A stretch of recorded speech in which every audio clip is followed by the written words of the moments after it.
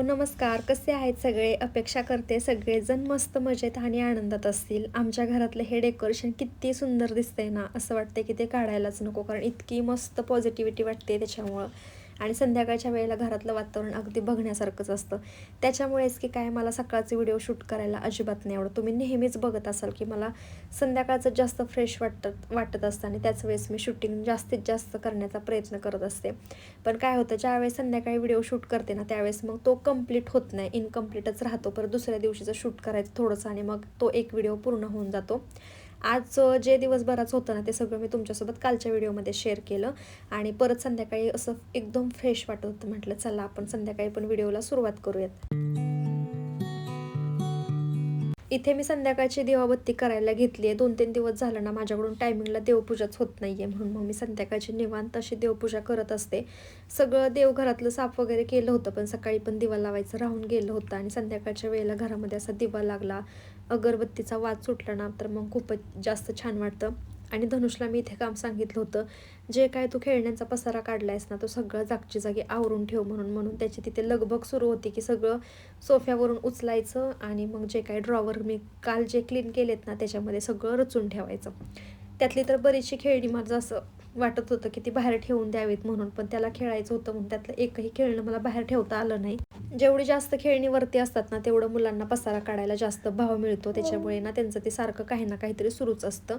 आणि मला ना कारची पूजा करायची होती म्हणून मी इथे ताट तयार करत होते. हे छोटंसं जे ताट दिसतंय ना, ते मी डीमार्टमधून घेतले. मला वाटते ₹74 ते मला भेटले आणि मी असं ठरवलं होतं की ह्या वर्षी वाणासाठी तेच आणायचं. पण परत विचार चेंज केला. म्हटलं ते देण्यापेक्षा आपण भरण्यास देऊयात म्हणून.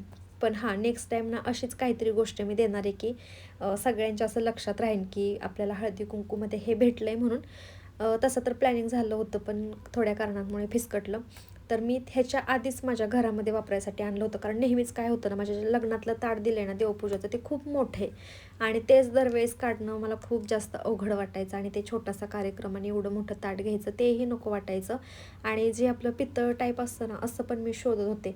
पण त्याची कॉस्ट म्हणजे आत्ता सध्या तरी मला परवडणार नाही अशी आहे. कारण एक आहे तर मग दुसरं आणि माणसांचं असंच होतं की घरामध्ये एक आहे चांगलं, तर मग तुला दुसरं कशाला पाहिजे म्हणून मग हे नेहमीच नको म्हणायचे.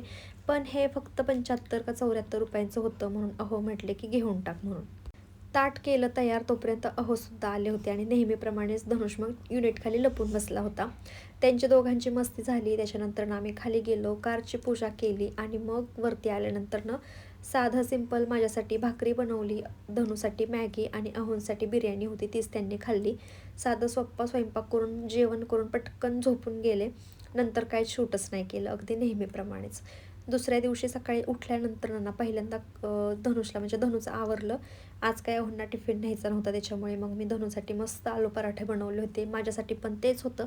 पोटभर खाल्लं आणि धनुषला सोडून आल्यानंतर मग लगेचच मी कामाला लागले होते. कारण 2 दिवसाचे कपडे असेच पडले होते.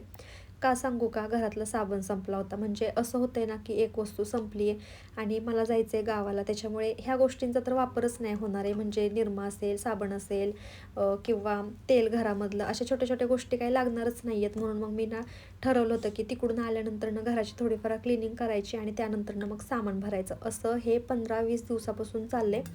आज भरू, उद्या भरू, म्हणजे माणसाकडे पैसा असतो ते घेण्यासाठी पण वेळ नसतो असं होऊन जातं आणि बरेचसे विचार पण त्याच्या मागे असतात.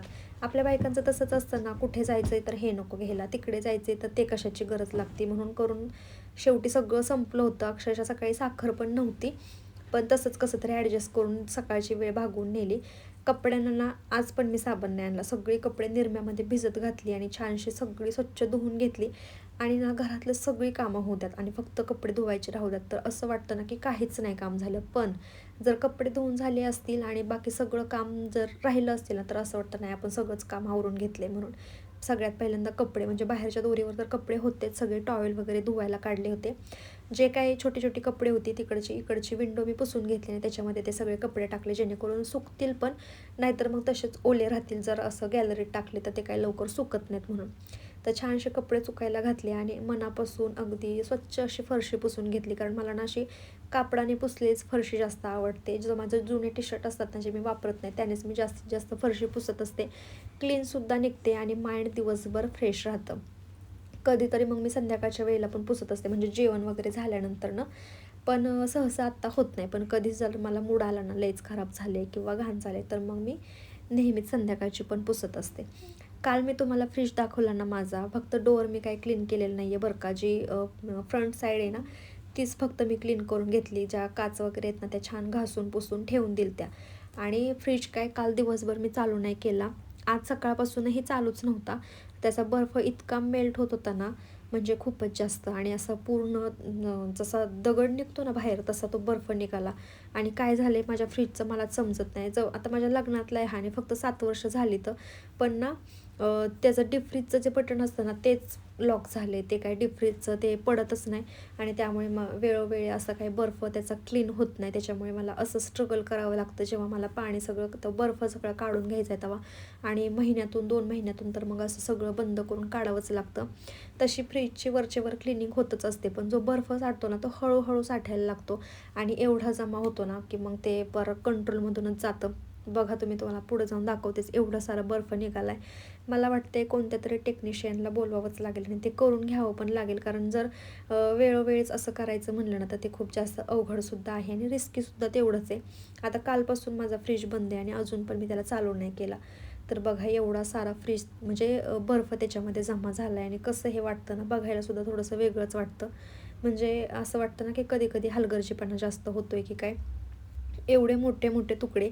आणि हो, मी असं काही नखाने वगैरे म्हणजे असं कोरून नाही काढलेला बर्फ.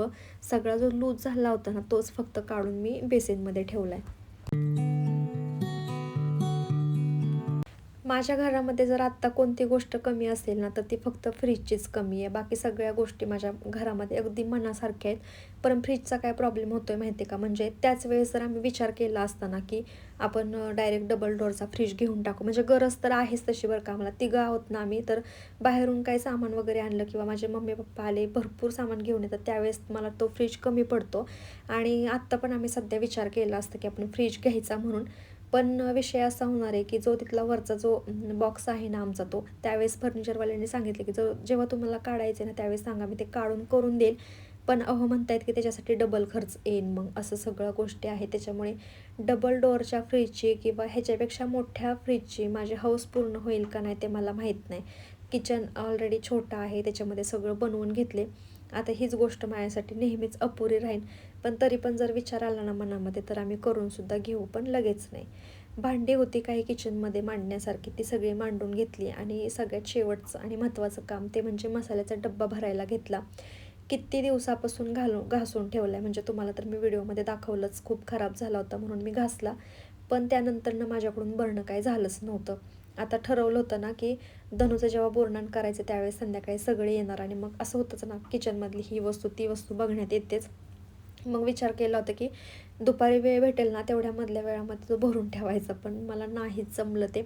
आणि आमटी वगैरे बनवून झाली होती माझी कटाची, त्यामुळे डब्याला कोण हात लावणार नव्हते हे मला माहीत होतं, म्हणून मग मी ना तो भरलाच नाही. आणि रात्री जेव्हा अहो काहीतरी करायला गेले होते ना, त्यावेळेस त्यांचं म्हणणं असं होतं, की ते अजूनपर्यंत तू भरलं नाहीस म्हणून, आणि मला तर उद्या जायचं आहे गावाला.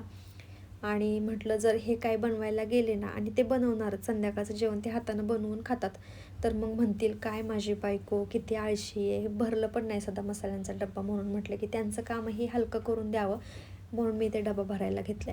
इतका छान जेव्हा सेट होतो ना तो तेव्हा बघतच बसावं वाटतं.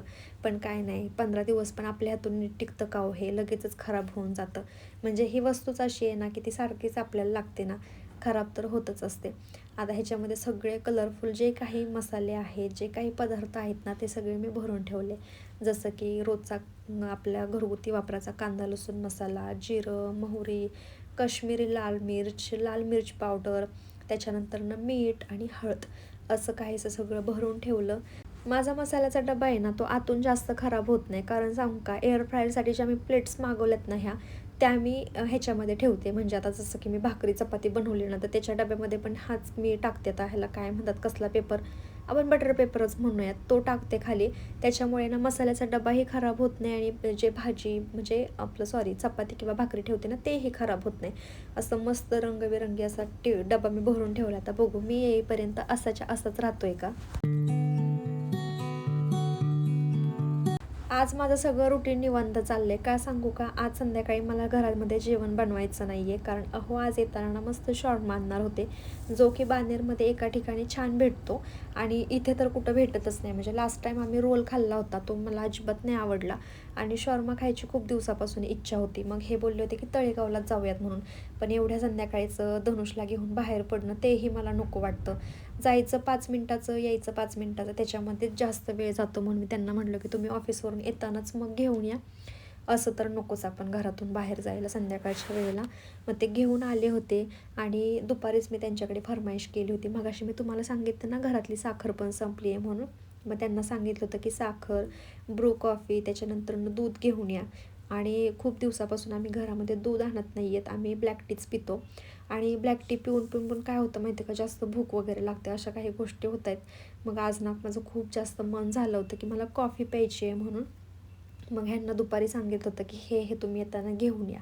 आता येताना तर सोबत शॉर्मासुद्धा आणला होता आणि हे पण सगळं सामान आणलं होतं. पण दोन्हीपैकी एक चॉईस करायला गेलं ना तर मग मला शॉर्माच खायची इच्छा झाली होती. मग तो 7 वाजताच आम्ही खाल्ला होता. धनुषनेही पोटभर खाल्ला होता. त्याच्यामुळे आम्हाला दुसरा स्वयंपाक काय बनवायला लागेल अशी मला म्हणजे हेच नव्हतं. तसं तर मी आलू पराठ्याचं जे थोडंसं पीठ होतं ना, ते 2-3 पराठे होतील एवढं ठेवलं होतं. पण नाही, काहीच नाही गरज लागली. एकदम पोट भरलं होतं आणि संध्याकाळी 9 वाजता म्हटलं आपण मस्त अशी कॉफी बनवूयात म्हणून साखर आणली होती ना एक्स्ट्राची, तीही मग मी भरून ठेवली. आणि अहोंचं म्हणणं चाललं होतं की तू आवर, आपण किराणा सामान पण आजच भरूयात. पण त्यांना कसं तरी समजावलं की नाही, आत्ता तर गरज नाही आहे, कारण 8 दिवस मी इथं नसणार आहे, त्याच्यामुळे आपण नको भरूयात म्हणून. आता मला ना तुम्हाला एक खूप जास्त महत्त्वाची गोष्ट सांगायची, ती म्हणजे काय माहिती आहे का? तर लाँग व्हिडिओ मी तुमच्याबरोबर आता 8 ते 10 दिवस नाही शेअर करणार आहे. कारण 8-10 दिवसांसाठी मी चालली आहे माझ्या माहेरी. 4Gचा जो बॅलन्स असतो ना, त्याच्यामध्ये व्हिडिओ काय पोस्ट होत नाही आणि 5G मला आहे, पण ते तिथं नेटवर्क तेवढं येत नाही. त्याच्यामुळे मला तुमच्यासोबत लाँग व्हिडिओ काही शेअर नाही करता येणार. पण हां, रोज दुपारी न चुकता 1 वाजता माझा शॉर्ट व्हिडिओ पडेल म्हणजे पडेलच. तशी मी म्हणजे तयारी करून चालली आहे. आणि हो, तर त्यातले काही व्हिडिओ चालूचे आहेत, काही खूप दिवस आधीचे. त्याच्यामुळे असं म्हणू नका की नाही गं, हा तर म्हणजे हे तू कधीचं बोलतेस, काय बोलतेस, असा प्रत्येकाचा गैरसमज कदाचित होऊ शकतो. कारण जो अंगारकी चतुर्थीचा व्लॉग होता ना, तो तुमच्यासोबत मी थोड्या दिवसांनी शेअर करणार आहे. त्याच्यामुळे कदाचित तुमचा गैरसमज होऊ शकतो. चला, या आजच्या नोटवरती ना मी माझा आजचा व्हिडिओसुद्धा इथंच थांबवते. तुम्हाला जर आवडला असेल तर नक्की लाईक करा. भेटूयात आपण उद्याच्या व्हिडिओमध्ये. तोपर्यंत स्वतःची